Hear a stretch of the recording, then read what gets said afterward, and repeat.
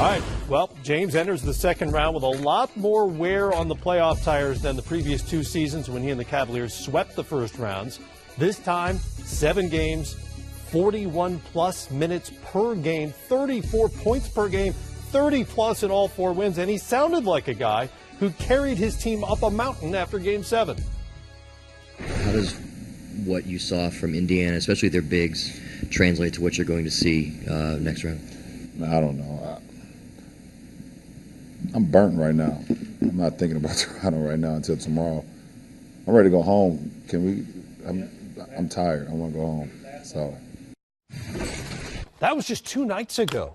It's just amazing that some of these reporters, Matt, have been around long enough.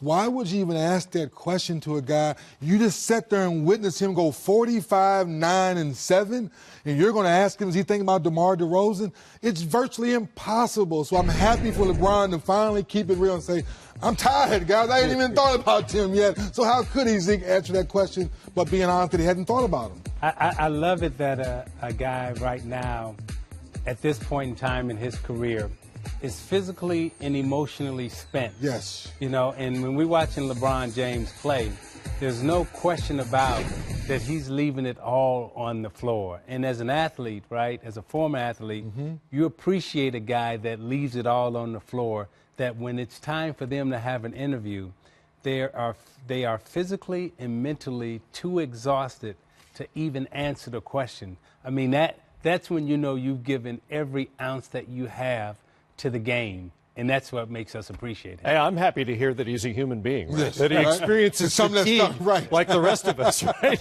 Because that hasn't been the case for most of his career. At some point, you got to think that LeBron is going to need some more help, particularly from some of the new additions who were a mixed bag again in Game 7. They got good minutes out of George Hill, who, remember, had missed the previous 3 games in this series. Rodney Hood didn't even take a shot in 7 minutes on the floor. They've got to have him as a complimentary scorer along the way. And you see the numbers for Jordan Clarkson and Larry Nance Jr. Does it matter what combination of guys is productive in this series for them to win, or is it just that they need somebody on a nightly basis, whether it's different people every night or the same person? I think they need somebody, and it doesn't have to be the same person every night, but they do need a couple of people that need to step up. And I ask myself this question: if I was playing with LeBron James now, understanding how he plays, and if I was Hood or Hill or Nance or whoever, right, I would be in the gym every single day practicing, working on my shot, because I know I'm going to get limited touches.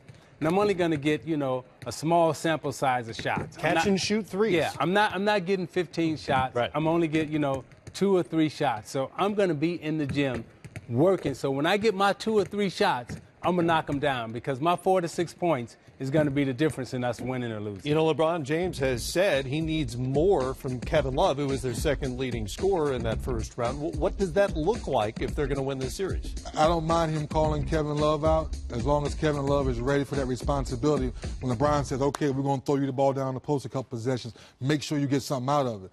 Clarkston, Hood, and those guys, to Zeke's point, when days off, they need to be in the gym. First, I take it back.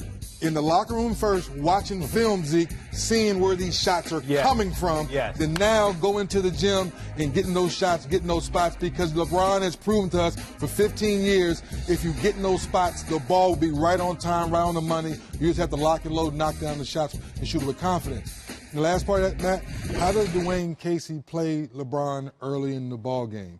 Is LeBron in attack mode? I'm serious, Tyler. No, Dwayne Casey. Well, how does he defend him? Yes, how does he defend LeBron? If he's double-teamed him early, now those guys are getting easier shots early in the ball game. Right. Are you making LeBron be in attack mode? Now he's coming downhill. Now you have to double-team him. Now those shots come even easier.